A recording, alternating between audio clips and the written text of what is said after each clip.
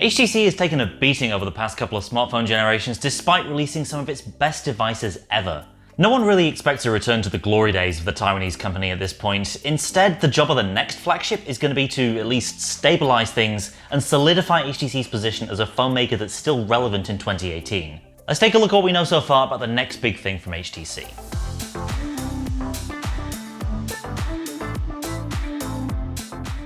What we don't know with any certainty is what the next HTC flagship will be called. U12, following from 2017's U11 series, is a safe bet, but HTC has been rather fickle with its branding in recent times. In the past 3 years, we've gone from M9 to HTC 10 to U11. Whatever it's called though, we already have a pretty good idea what the next HTC flagship will look like based on the one significant leak to date.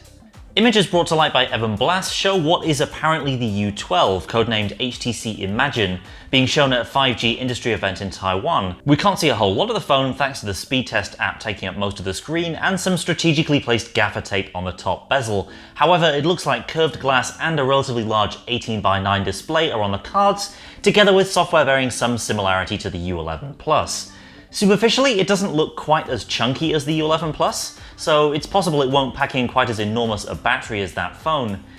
It's also interesting to consider what HTC is specifically trying to hide in these photos. Possible it's just branding up top, but I reckon there could also be some kind of face recognition system hiding behind that tape as well, maybe HTC's answer to Face ID. It does certainly fit with current industry trends. We've already seen both Honor and OnePlus do face recognition using off-the-shelf components. It's also possible, however, this is just a random 5G test device and not anything that will resemble a final retail product.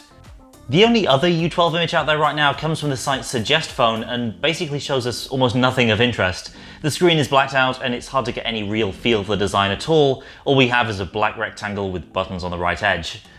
Hardware specs should line up with other 2018 flagships, although nothing much has leaked to date. A Snapdragon 845 and 6 gigs of RAM will probably be a safe bet. It's also reasonable to expect the return of EdgeSense, the squeeze shortcut function that was a cornerstone of the U11 series. Some early leaks have also suggested that a 4K screen may be on the cards for the U12, as HTC looks to differentiate itself against the largely Quad HD competition. 4K on a phone would be great for Daydream VR, of course. It's also possible HTC might limit 4K mode to Daydream and a handful of other apps to save battery. Sony has done this for its 4K phones, which only run in their native resolution when viewing 4K videos and photos. Without going too far down this rabbit hole, there are other technical challenges involved in getting Daydream running on what will presumably be an LCD screen. So far, the platform has been limited to OLED phones because of the fast response times they offer, though Lenovo's Mirage Solo, the first standalone Daydream headset, does use a built-in LCD.